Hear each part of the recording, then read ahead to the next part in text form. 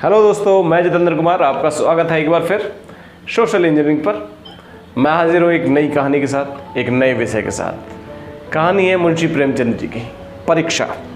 तो आइए दोस्तों, ज़्यादा समय ना लेते हुए कहानी शुरू करते हैं आज की। नादिर शाह की सेना ने दिल्ली में कत्लेआम कर रखा है। गलियों में खून की नदियाँ बह रही हैं, चारों तरफ हाहाकार मचा हुआ है, बाजार बंद है, घरों में आग लगी हुई है, बाजार लुट रहे हैं, कोई किसी की फरियाद नहीं सुनता। रईसों की बेगमों को महलों से निकाला जा रहा है, उनकी बेइज्जतियाँ की जा रही हैं। ईरानी सिपाहियों की रक्त पिपासा किसी तरह भी नहीं बुझती। मानव हृदय की क्रूरता, कठोरता अपना विकरालतम रूप धारण किए हुए है। इसी समय नादिर शाह ने बादशाही महल में प्रवेश किया। उन दिनों दिल्ली भोग विलास का केंद्र बनी हुई थी। सजावट का ऐसा सामान था, स्त्रियों को बनाव श्रृंगार के सिवा जैसे कोई काम ही न था। पुरुषों को सुख भोग के सिवा किसी बात की चिंता न थी। राजनीतिक स्थान पर तो जैसे शेरो शायरी आ बैठी थी। समस्त प्रांतों से धन खींच कर दिल्ली पहुंचता था और पानी की तरह बहाया जाता था। वैश्याओं की चांदी थी। सारा नगर विलास निद्रा में मग्न था। नादिर शाह शाही महल में पहुंचा तो वहाँ का साजो सामान देखकर उसकी आंखें फटी की फटी रह गई। उसका जन्म तो दरिद्रता में भी था। सारा जीवन वो रण क्षेत्र में ही रहा। भोग विलास का उसे चस्का न था। कहाँ रण क्षेत्र के कष्ट और कहाँ यह सुख साम्राज्य। जिधर आंख उठती उधर से हटने का नाम ही न लेती। उसने महल में दरोगा को बुलाकर हुक्म दिया कि मैं शाही बेगमों का नाच देखना चाहता हूं। तुम उनको सुंदर वस्त्र आभूषणों से सजाकर मेरे सामने लाओ। जरा भी देर ना हो, मुझे कोई बहाना नहीं चाहिए। दरोगा ने यह नादिर शाही हुक्म सुना तो होश उड़ गए। वो महिलाएं जिनने कभी बाहर पैर तक न रखा, कैसे इस मजलिस में आएंगी? नाचने का तो सवाल ही पैदा नहीं होता है। शाही बेगमों का इतना अपमान कभी न हुआ था। दिल्ली को खून से रंग कर भी तेरा चित्त शांत नहीं हुआ, नरपिशाच। मगर नादिर शाह के सम्मुख एक शब्द भी जबान से निकालना आग में कूदने के बराबर था। सिर झुकाकर हुक्म लिया और आकर महल में बेगमों को नादिर शाही हुक्म सुना दिया। उसके साथ ही यह इतला भी दी गई कि जरा भी देर ना हो। नादिर शाह कोई बहाना नहीं सुनेगा। सारे महल में मातम सा छा गया। वो चहल पहल गायब हो गई। सैकड़ों हृदयों से इस अत्याचारी के खिलाफ एक श्राप निकला।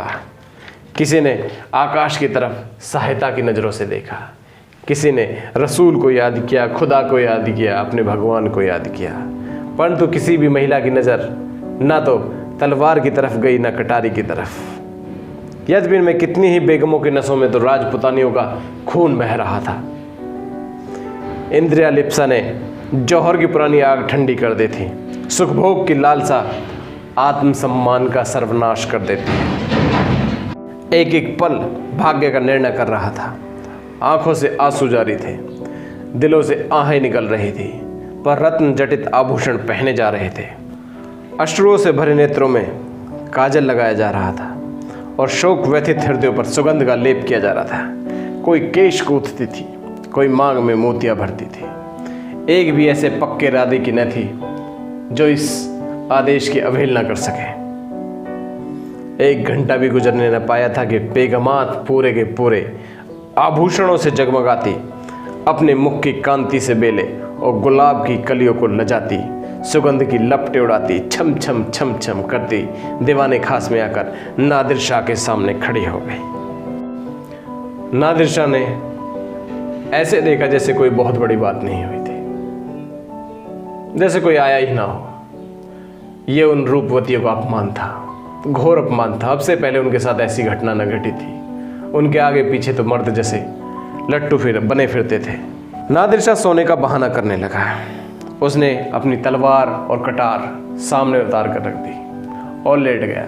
थोड़ी देर में वह खर्राटे भी भरने लगा। आधे घंटे तक वह पड़ा सोता रहा, परंतु बेगमों में किसी ने भी इतनी हिम्मत न की कि वह उस कटार को उठा ले या हाथ लगा सके। एक दो ढीठ महिलाएं थी, वो सिर्फ बातें कर रही थी, कि कितना भयंकर है, कितना बदसूरत है। आदमी थोड़ी है ये तो दानव है, दानव। सहसा नादिर शाह की आंखें खुल गई। परियों का दल पूर्वत खड़ा था। उसे जागते देखकर बेगमों ने सिर नीचे कर लिया और अंग समेटकर भेड़ों की भांति एक दूसरे से मिल गई। सबके दिल धड़क रहे थे। अब ये जालिम न जाने क्या करेगा। खुदा इस जालिम से बचाए, मगर नाचा तो न जाएगा। सहसा नादिर शाह कठोर शब्दों में बोला, ऐ खुदा की बंदियों, मैंने तुम्हारा इम्तिहान लेने के लिए बुलाया था।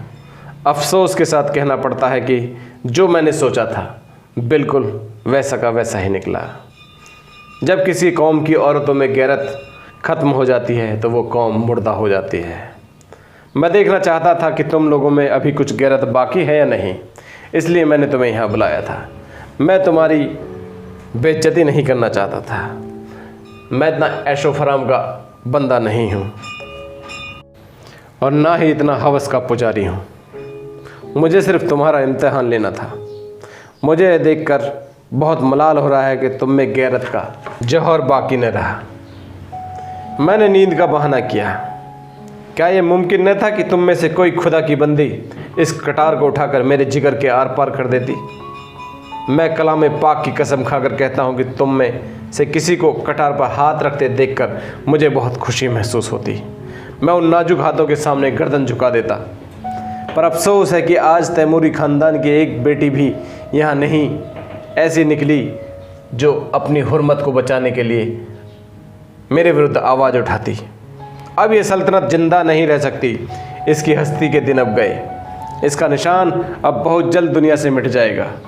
तुम लोग जाओ, हो सके तो अब भी सल्तनत को बचाओ, वरना इसी तरह हवस की गुलामी करते हुए दुनिया से रुखसत हो जाओगी।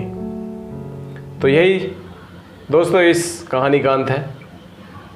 आपको कैसी लगी ये कहानी मुझे कमेंट सेक्शन में ज़रूर बताएं। बहुत ही ज्ञानवर्धक कहानी है। आज के समय में देखी जाए तो हमारा युवा वर्ग भी ऐसा ही हो गया है। उसे ना अपने कर्तव्य की चिंता है ना अपने कर्म की। सिर्फ उसे भोग विलास की वस्तुएं इकट्ठा करनी है और उनके पीछे वो पागल है, चाहे वो इसके लिए इस देश का, इस समाज का, इस प्रकृति का कितना भी नुकसान कर दे। तो मिलता हूँ नई वीडियो में किसी और विषय के साथ। धन्यवाद। जय हिंद।